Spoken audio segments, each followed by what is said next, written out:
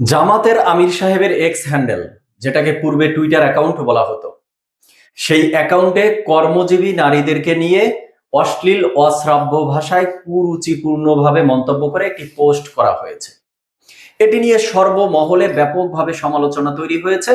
আর জামাতের আমির সাহেব যেটি বলছেন যে তার এক্স হ্যান্ডেল অ্যাকাউন্টটি হ্যাক করা হয়েছে, হ্যাকাররা কর্মজীবী নারীদেরকে লক্ষ্য করে কুরুচিপূর্ণ বক্তব্য তার সেই অ্যাকাউন্টে পোস্ট করেছে।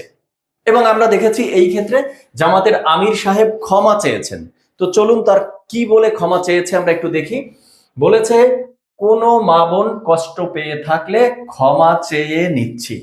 মানে যদি কষ্ট পেয়ে থাকে, যদি আমি কষ্ট দিয়ে থাকি, ওই যে 1971-এ জামাতের অ্যাক্টিভিটি নিয়ে তাদের যে 4-5 বারের মতো ক্ষমা চাওয়ার একটা নাটকীয়তা, হয়তো, যদি, কিন্তু, ইফ, বাট, এই যে একটা জগৎ তাদের, ওই জগতের ভিতরেই তারা ঘুরপাক খাচ্ছে। এখন ক্ষমা চাচ্ছে, সেটাও তাদের ক্ষমা চাওয়ার ওয়ে বা ভঙ্গিটা এমনই। তো তারা তো ক্ষমা চাচ্ছে, নারী জাতি বা জনগণ কি তাদেরকে ক্ষমা করে দিচ্ছে? চলুন একটু দেখার চেষ্টা করি। ঢাকা বিশ্ববিদ্যালয়, জগন্নাথ বিশ্ববিদ্যালয়ের ছাত্রীরা বা নারী শিক্ষার্থীরা রীতিমতো জুতো নিয়ে, ঝাড়ু নিয়ে প্রতিবাদ জানাচ্ছে এবং তারা মিছিল করছে বা মানববন্ধন করছে। তো দর্শক শ্রোতা, চলুন শুরুতে আমরা একটু দেখে আসি যে আমির সাহেবের এক্স হ্যান্ডেলে কি পোস্ট করা হয়েছিল, সেখানে কি লেখা হয়েছে। পোস্টটি ইংলিশে করা হয়েছে, সুবিধার্থে আমি গুগল ট্রান্সলেট করে বাংলায় জাস্ট জিস্ট অংশটুকু একটু দেখব।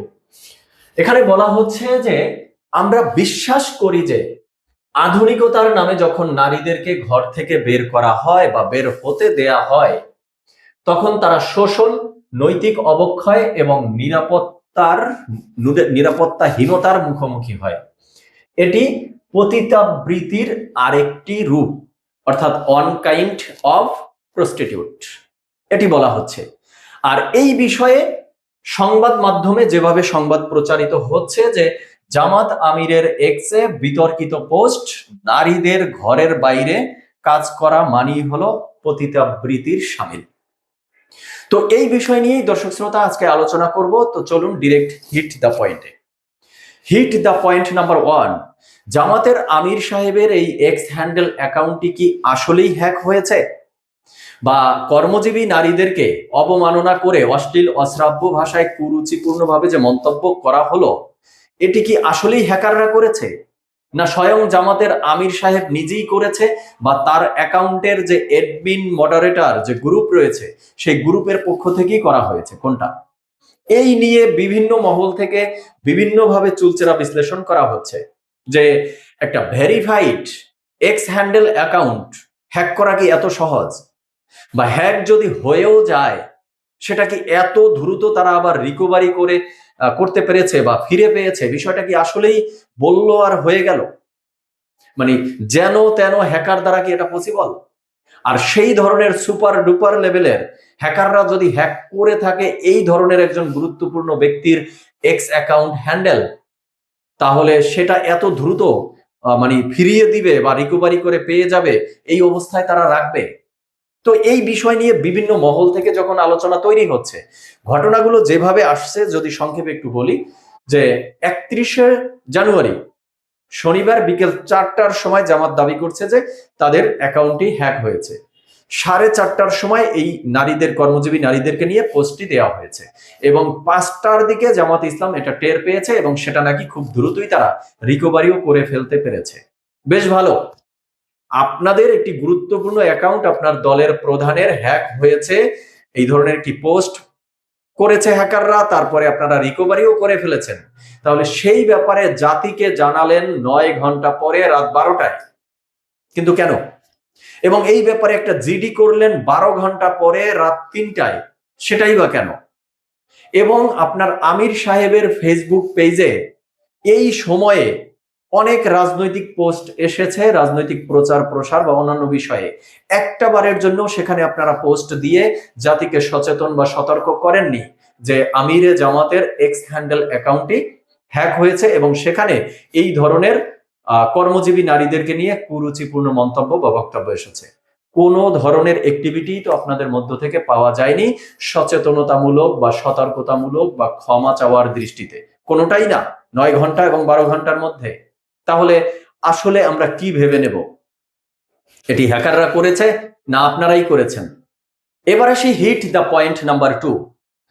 জামাতের আমির সাহেবের এক্স হ্যান্ডেল অ্যাকাউন্ট হ্যাক হয়েছে কিনা, এই বক্তব্য হ্যাকাররা পোস্ট করেছে কিনা, আমি এই আলোচনার মধ্যেই যেতে চাই না, এই তর্ক বিতর্কের মধ্যেই যেতে চাই না, আমি ডিরেক্ট পয়েন্টে হিট করতে চাই যে বক্তব্য দেয়া হয়েছে এই পোস্টে নারীদেরকে নিয়ে, বিশেষ করে কর্মজীবী নারীদেরকে নিয়ে, এটা তো জামাতের বক্তব্যই প্রেজেন্ট করা হয়েছে।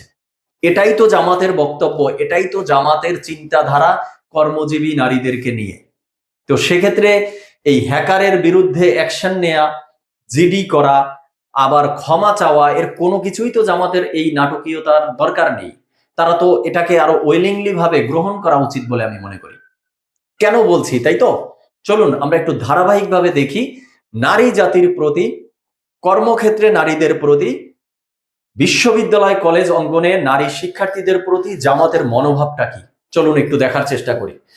শুরুর দিকে আমরা দেখেছিলাম জামাতের আমির সাহেব বলেছিল নারীদের কর্মঘণ্টা 5 ঘন্টায় কমিয়ে নিয়ে আসা হবে এবং প্রতিষ্ঠানগুলোকে বাধ্য করা হবে নারীদেরকে পুরুষের মতো 8 অথবা 9 ঘন্টার স্যালারি দেওয়ার জন্য। কোশ্চিনকালেও দিবে প্রতিষ্ঠানগুলো? 5 ঘন্টার কাজ করিয়ে 8 ঘন্টার স্যালারি দিবে না। তার মানে প্রতিষ্ঠানগুলো আস্তে আস্তে নারী কর্মীদেরকে ছাঁটাই করে দিবে। এবং এটাই যে মূল উদ্দেশ্য, ম্যাটিকুলাস ডিজাইন, সেটা জামাতের আমির সাহেবের পরবর্তী একটা বক্তব্যের মধ্য দিয়ে প্রকাশ পেয়েছে। এরপরেই তিনি বক্তব্য দিয়েছেন যে নারীরা ঘরে সময় দিলে সম্মানিত করবে সরকার।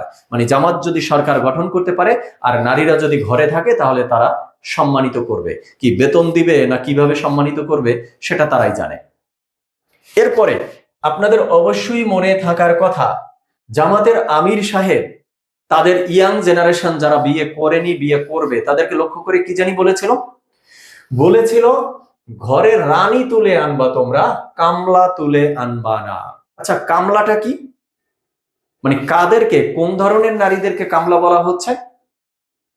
যারা ঘরের বাহিরে চাকরি করছে বা ঘরের বাহিরে ব্যবসা বাণিজ্য করছে বা ঘরের বাহিরে বের হয়ে কোনো কর্মমুখী কাজে নিয়োজিত আছে, সেই নারীরা জামাতের আমিরের দৃষ্টিতে বা জামাতের দৃষ্টিতে কামলা। তাদেরকে বিয়ে করতে না বলছে তাদের দলের ইয়াং জেনারেশনকে। তো এবার কি বিষয়টা ক্লিয়ার যে কর্মক্ষেত্রে নারীদের প্রতি জামাতের দৃষ্টিভঙ্গিটা কি? এরপরে শিক্ষা অঙ্গনে আমরা একটু দেখি, কয়েকদিন আগে জামাতের আরেকজন নেতা বলেছিল না যে ডাকসু মাদকের আড্ডাখানায় পরিণত হয়েছিল, বেশ্যাখানায় পরিণত হয়েছিল। তার মানে বিশ্ববিদ্যালয় অঙ্গনে নারী শিক্ষার্থীরা তাদের দৃষ্টিতে অনকাইন্ড অফ বেশ্যা, তাই তো? এছাড়া আর যেন কি বলেছিল জামাতের আমির সাহেব, যে নারীদের ঘরবন্দি করার মতো এত তালা কেনার টাকা আমাদের নেই। তার মানে তারা যদি ক্ষমতায় যায় আর এই টাকার উৎস বা তালা কেনার উৎসটা যদি তাদেরকে, ফান্ডিংটা যদি তাদেরকে কেউ দেয়, তাহলে তারা নারীদেরকে গৃহবন্দী করতে প্রস্তুত। এটাই তাদের মনের ভাষা। তো এই যে ধারাবাহিকভাবে নারীদের প্রতি জামাতের দৃষ্টিভঙ্গিটা আমরা দেখলাম, তো অবশিষ্ট তো এটাই ছিল, কর্মক্ষেত্রে নারীদেরকে প্রস্টিটিউট বলা। তো সেটা যদি হ্যাকাররা বলে দেয় তো জামাতের পক্ষেই বলেছে, তার মানে অ্যাকাউন্টটা হ্যাক জামাতের পক্ষের কোনো লোকই করেছে।